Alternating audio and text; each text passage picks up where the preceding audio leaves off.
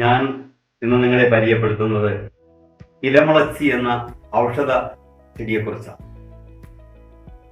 ഈ ഇലമുളച്ചി എന്ന ഔഷധ ചെടി, ഇതിന് പേര് വരാൻ കാരണം ഇലയിൽ നിന്ന് തന്നെയാണ് ചെടികൾ ഉണ്ടാകുന്നത്.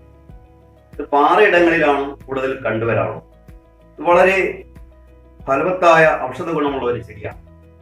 പ്രത്യേകിച്ച് മുഖക്കുരുവിന് ഇതിന്റെ ഇല അരച്ച് പച്ചമഞ്ഞളും കൂടെ ചേർത്ത് മുഖത്ത് പുരട്ടിയാൽ മുഖക്കുരു മാറിക്കിട്ടും.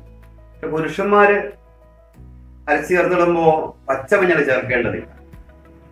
ഇത് ഇല മാത്രം അരച്ചിട്ടാൽ മാത്രം മതിയാവും. അതുപോലെ തന്നെ അർസസിന് ഏറ്റവും നല്ല ഫലവത്തായ ഒരു ഔഷധ ചെടിയാണ്.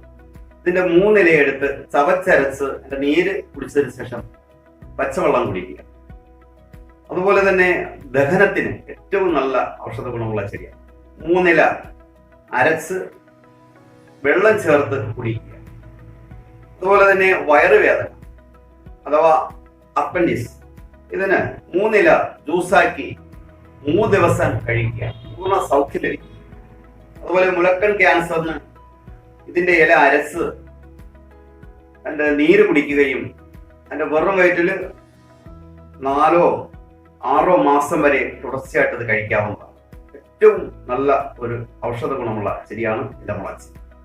അതുപോലെ തടുപ്പുള്ള ഭാഗത്ത് ഇതിന്റെ ഇല അരച്ച് പുരട്ടുക. അതുപോലെ പൊള്ളലേറ്റ് കഴിഞ്ഞാലും ഇതിന്റെ ഇല അരച്ച് പുരട്ടുന്നത് നല്ല ഫലവത്താണ്.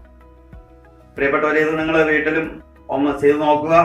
ഇലമുളച്ചി എന്ന് പറയുന്ന ഈ ചെടി വളരെ ഔഷധ ഗുണമുള്ള ചെടിയാണ്. നിങ്ങളൊന്ന് പരിശ്രമിക്കുക. നന്ദി, നമസ്കാരം.